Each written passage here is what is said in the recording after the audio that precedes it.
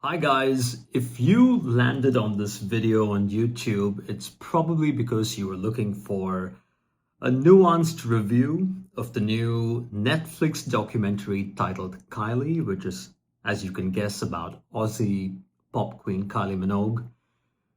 The documentary saw the light of day on May 20th, 2026, which as of the day of this recording was roughly about 5 days ago, 4 days ago.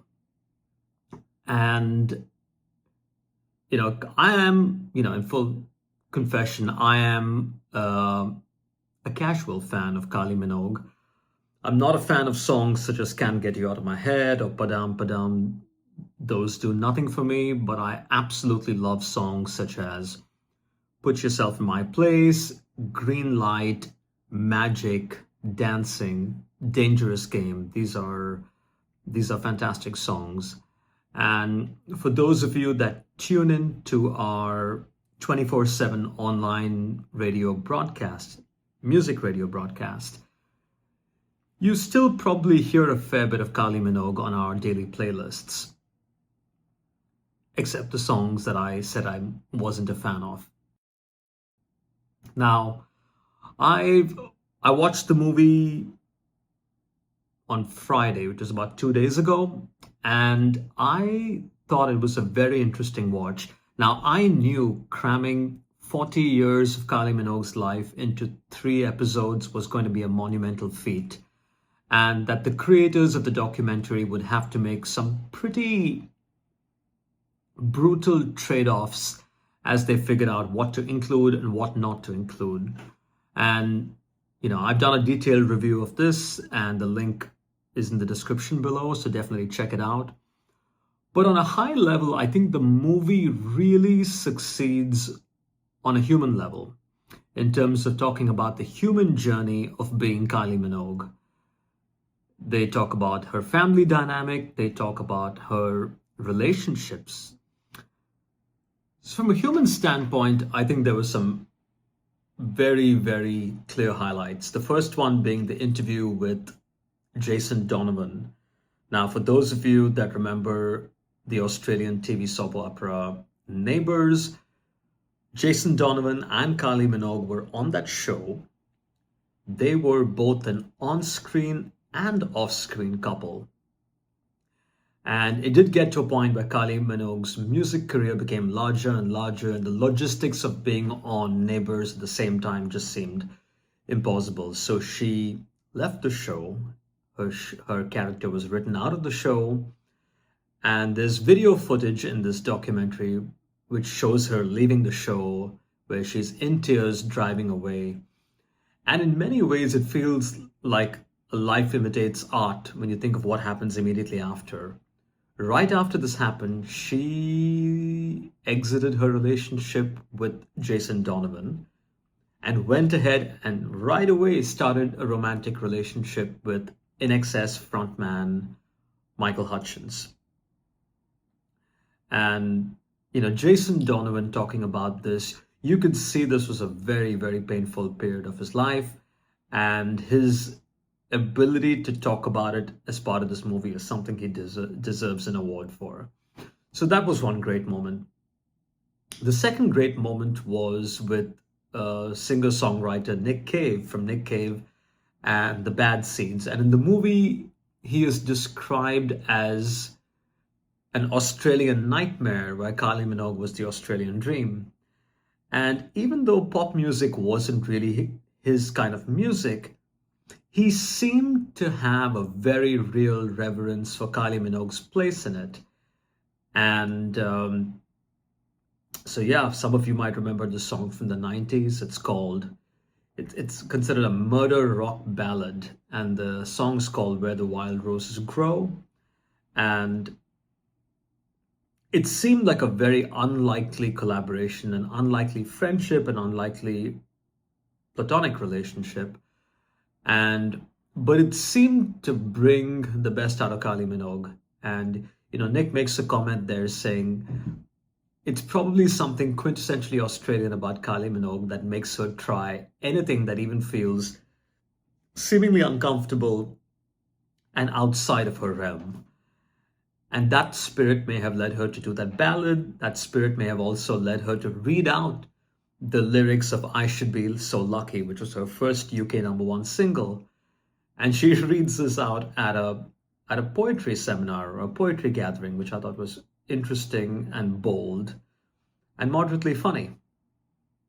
And it was also the precursor to her comeback against all odds in the early 2000s with her hit single Spinning Around, which was her fifth UK #1 single, and it was the lead single for her hit album Light Years.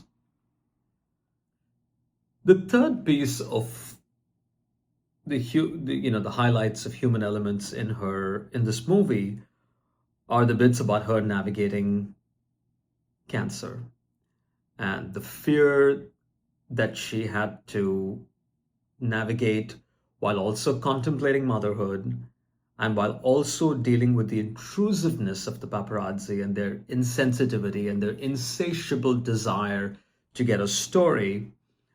It paints a very poor picture of the paparazzi and tabloids, and she isn't unpleasant with them. She doesn't call them names, she doesn't act out, but you can tell that she's really struggling with this in addition to her questions about her own mortality, just given the wild variability of prognosis of cancer. So on these are three examples of the human element of Kylie Minogue's movie Kylie on Netflix. And I think in that regard, it is a stunning success. But as a music documentary, it falls a little short. First thing, they don't talk about the fact that Kylie Minogue, despite being this international sensation, does not enjoy the same iconic status in the US.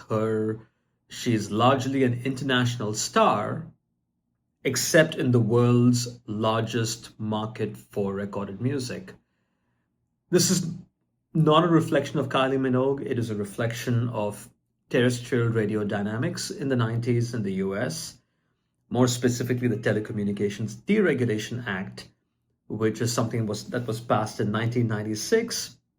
It led to conglomerates taking over around 70 or 80% of the country's radio stations. I believe it was 3 companies that took them all over, which in itself is not a problem. But what they did next was incredibly problematic, wherein they took away the curatorial autonomy of radio DJs and handed them down centralized playlists. This is why when people kept changing radio stations in their car, they'd hear the same songs over and over again. It's because it was centralized playlist programming, and all these stations were owned by the same company. So you had the identical playlist everywhere for a given format. They don't talk about that at all, which I thought was very strange. Yes, they do mention her Grammy win in 2004 and then again for Padam Padam 3 years ago, or was it 2 years ago? And then the next piece that they don't really talk about is her comeback. She talks about being in the wilderness for years, which is what she describes the vast majority of the 90s, which commercially speaking was not nearly as kind to her as the 80s was. And she talks about her return to pop music with the hit single Spinning Around. Now, we all know that just because you decide to go to your roots, it doesn't mean anyone's going to listen to you. It doesn't mean that anyone's going to care. And it doesn't mean you necessarily have a hit on your hands.